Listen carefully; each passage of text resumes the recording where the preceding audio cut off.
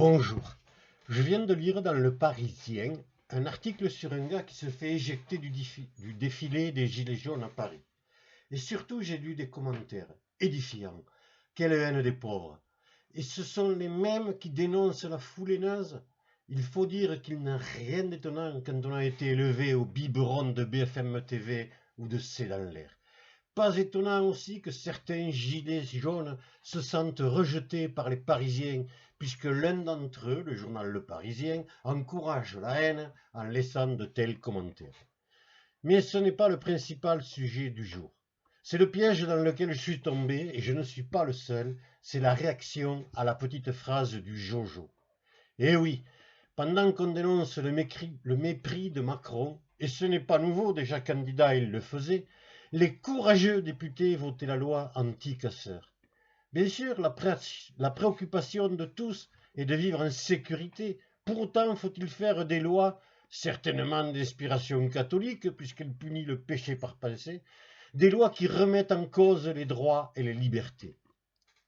Me voilà, je ne suis pas le seul, fiché M, manifestant potentiel, ou D, délinquant potentiel, et du coup, possible victime d'une rafle en cas de manifestation légalement déclarée. Ils ne se rendent même pas compte, nos valeureux députés, que leur majorité n'est qu'éphémère et qu'un jour, il y aura d'autres personnes au pouvoir qui profiteront de ces lois pour museler les oppositions. À moins que d'ici là, un changement de constitution n'autorise Macron à être président à vie.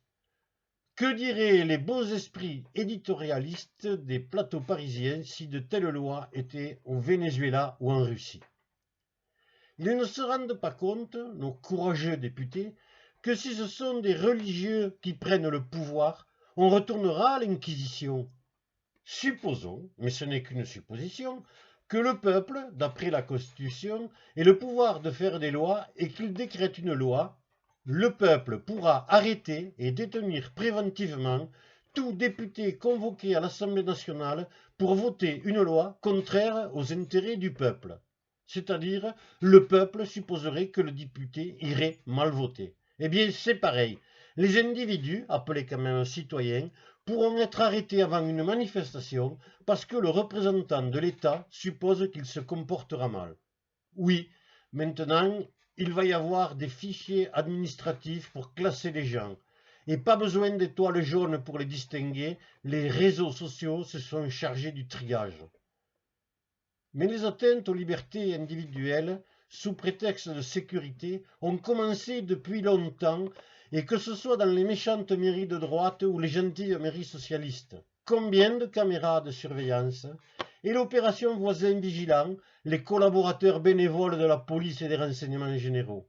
Le tout dans le plus grand silence des éditorialistes des plateaux parisiens qui aiment bien se sentir protégés.